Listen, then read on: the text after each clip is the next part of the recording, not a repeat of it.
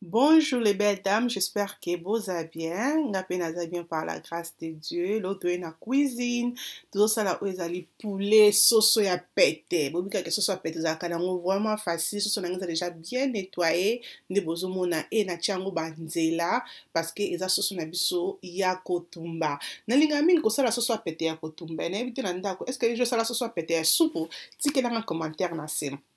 Et donc, le bosso na kosala na soso nanga na kochango à côté et na kolakisa bino be épices oyo na kosalela poulet nanga o na kosizonango donc eza be épices o bozo mona to kobanda ko mélanger be épices na biso nga na bino ensemble et donc le bosso o na kosala na kocha d'abord ndembi donc ndembi nanga ne bomona uzaki na congélateur donc voilà c'est ça que bomona comme ça na tchaka na kata kana tchaka na congélateur pour ça facile pour nanga na tche ndembi nanga na mixeur et na kozwa o ezali céleri nzete nanga céleri ndambu na kati na tie na kocha litungulu nanga ya rouge même déjà kinga litungulu ya rouge na ninga mingi na misuni donc ezalaka vraiment kitoko meka otika commentaire na se ya vidéo et na koya kocha o ezali tangawise na tie tangawise et na koya kocha quelques mbuma nanga o ezali ya aïe donc le ko ezali poulet nanga ya kotumba na kena mingi na biloko o ezali ya naturel donc biloko o ezate déjà basala non donc biloko eza vraiment naturel nga moko nazo sala comme bomoni donc voilà et na tie biloko na nyonso na kati na koya kocha o ezali mungwa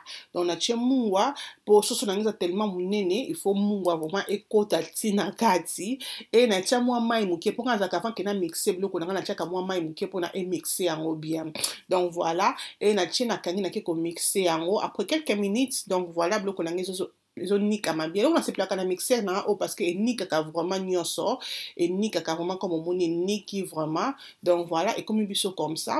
après na koya kochango na sani comme bozo mona na tie épices nanga na sani et na koya kocha oyo ezali citron donc na tia citron nanga ndambu pour et ça la kabi kele ko tout moment citron ça la ka bien to bo ça na te kocha elengi ya soso na kocha elengi ya soso o ezali bouillon nanga ya elengi ya soso pour pesa ka soso nanga elengi ya kotumba et ça la kango vraiment yummy et na koya kocha o ezali cube ce qu'on kocha cube te et na problème to ko baksa mungwa ou bien ko cha cube oyo préféré na yo mais nga na préféré ki na cha cube ko na cha déjà bouillon nga ya elengi après na koya ko bakisa o ezali white pepper na koya ko cha white pepper na ngai pe ndambu na zo sala be épices na ngai à côté comme ça parce que na ko mélanger tout c'est facile na mélanger tout après na ko gwa kango na musuni na nga c'est vraiment facile comme ça que na cha nyo so na musuni donc voilà après na koya ko cha o ezali muscade donc na tia muscade bobi ke so so moi monene il faut ko tia moi muscade pour epesa elengi na poulet na tia muscade et na koya ko tia o ezali moutarde donc na tia moutarde azalaka wana pour na kolembisa poulet ko comme ça encore leke donc so meka pete meka moutarde na musuni meka moutarde na poisson okozala de cité après na koya ko tia mayonnaise ya pilipili donc ya pilipili ya medium donc pilipili ya moyen comme bomoni na tie mingi te na tie ndambu après eloko eza awa eza seulement ko mélanger madame mélanger et ezala sûr que tant ozo mélanger biloko na yo moi ça zalaka moi sans kelete il faut toujours goûter pona oyeba goût ya biloko na yo pona oyeba pe soki mungwa ekoki na biloko na yo eza vraiment important kozala te ke oh non na komeka ngo te ezomona na nkele non moi ça zalaka moi c'est nkele te donc elle est déjà ekufa biso après wana na koya kocha o ezali mafuta donc tu moi huile nanga posa nango et comme ça ngo moselu ok les belles dames après wana na koya ko mélanger na koya ko meka bepis nanga na komeka na za sûr que et mungwa vraiment goût c'est bon et ton ameka ki na monaki ke mungwa nanga ekokaki te na ki kobakisa o ezali cube le ko na ki cube mon compte na préféré na tia 2 ki parce que ezali soso ya monene na ko peut tia 3 mais na tia ki nanga ka cube mon corps pour nga vraiment pas trop de mungwa donc voilà na tia cube mon corps et na mélanger encore donc mélanger en bien et kozang ça lisusu te ke ko goûter faut toujours goûter pour na ozala sûr que assaisonnement na yo eza vraiment kitoko. Donc voilà, pour nanga na mona ki siko c'est bon. Et na eko chango à côté na eko zo poulet na biso auto nettoyer ki donc déjà na nettoyer ki yango. Après na ko boire kasiko yo assaisonnement na ngai na poulet. Bon moni boza vraiment facile que ko chango na poulet nyonso. Donc comme ça c'est vraiment facile pour na ngai. Après na ko tourner encore à côté na che dans cha épices na nga o nyonso. Après on ezaka ka kobalusa kozala sur que épices nyo kota na banzela oyo okataki na poulet.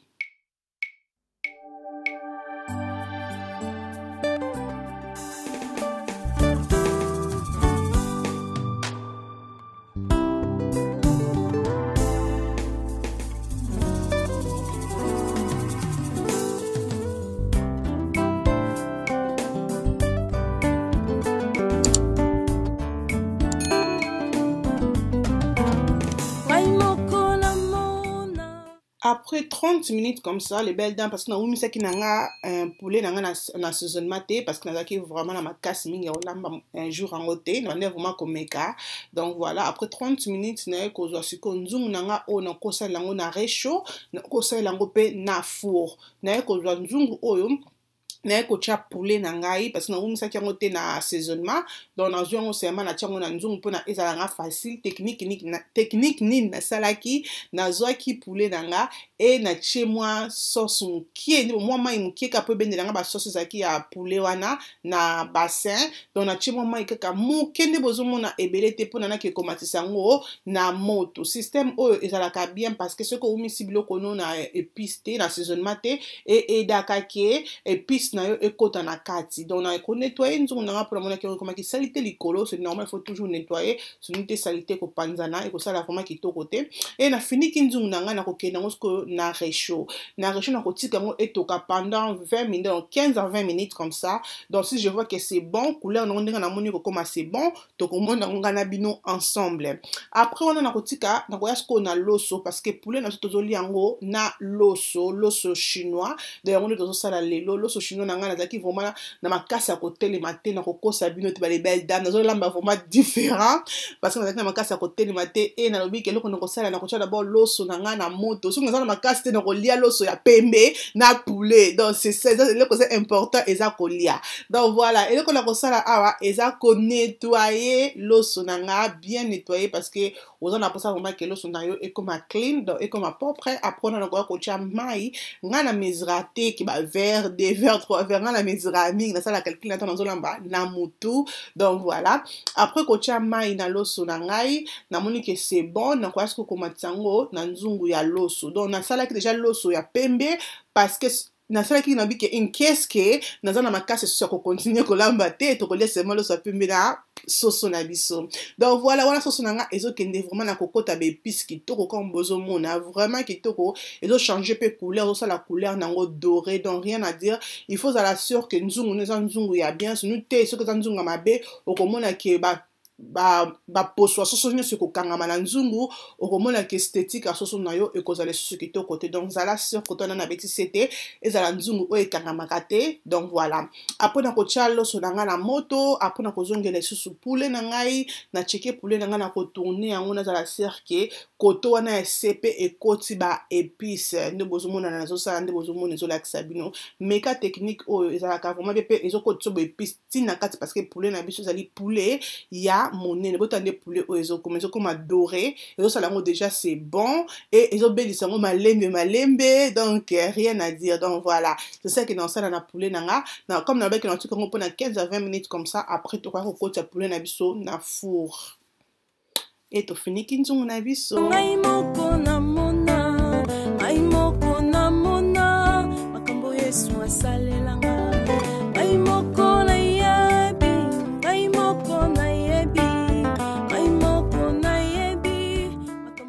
donc voilà, on a moni que poulet nanga c'est bon, comme bon moni vraiment c'est bon. Mouton kasa que poulet o ebeli mais na kati nango ebeli te mais e koti et donc moto wana et debiso e koti ça ba assaisonnement ti na kati. Donc voilà, après on a quoi ko boire ka sauce nanga likolo avant qu'il na koti sa poulet nanga na four, na boire ki sauce nanga likolo pona e edenga ke you know et donc mungwa ekota vraiment goût vraiment ekota vraiment na kati ya poulet avant que na koti yango na four comme bozomona.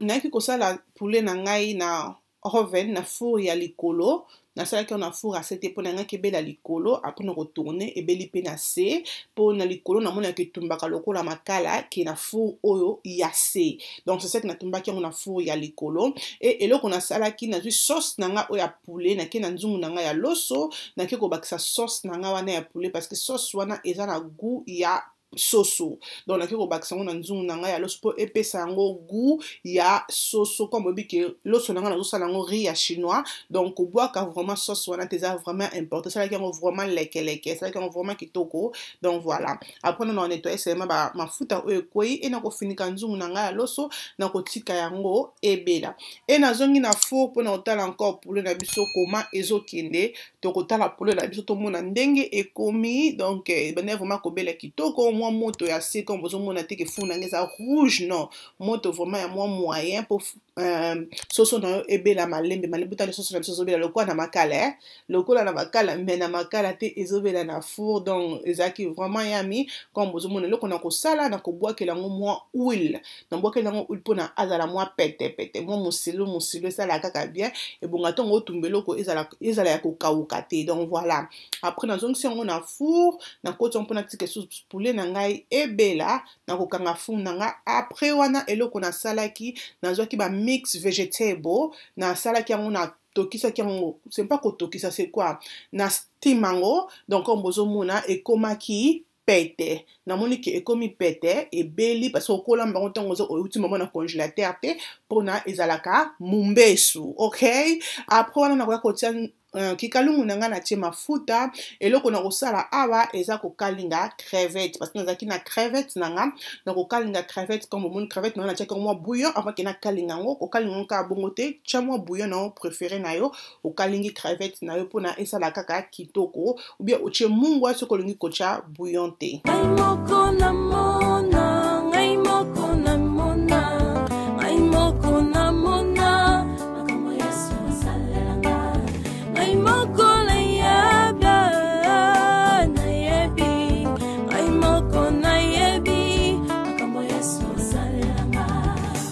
après kosi sa kokalinga crevette na kotia encore mafuta mokie pona yango eko aider ngai kana kikalunga na moko eko aider ngai na sala maki nazaki na maki na nga na salaki 4 maki si je me trompe pas mon polango na tie maki et eloko na kosala nazo kalinga maki teke ezala maki ya comment ya breakfast donc eloko na sala na bandi moko balusa maki na nga comme bozomona po maki na nga epanzana déjà maki ya déjeuner te ke faut la mobimba te donc na sali maki na nga ba moto na tie maki na comme ko balusa comme bozomona po na maki na nga epanzana parce que ezali maki ya loso donc voilà to na moni ke maki na nga epanzani et comme na lingaki moko comme bozomona comme ça eloko na koya kocha comme mix vegetable na ngai o to sala kina bino na tia ndambu et na mélanger et na koya kocha pe o ezali crevettes na kocha crevettes na nga na mélanger yango zaki vraiment facile pour nanga ko sala riz chinois nanga comme ça parce que na monaki ke ezaki musala mingi te donc voilà pour nanga comme ça so moniki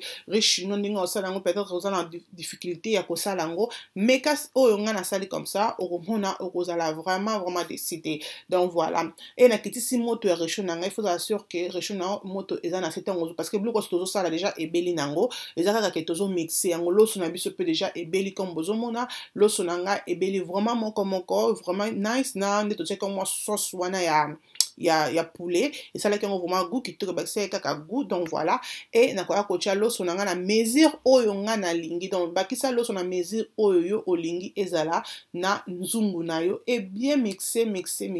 yango des important après na koya kocha oyo ezali soya sauce donc soya sauce na kocha parce que soko lingo kocha soya to kotika ngo pembe comme ça eza na problème te même nga na préférer que na tia nanga soya sauce pona esala ngo moi chocolat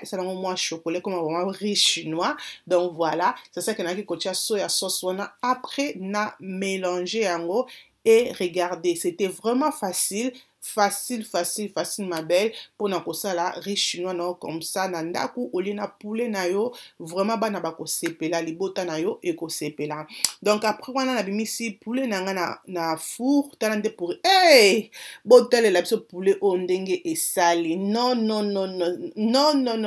melina soinga moko eloko na koya kosala tiko na koya kobenda ba sauce wana ya poulet na zo boa kelango likolo pona edendisa poulet ekomisa poulet leke.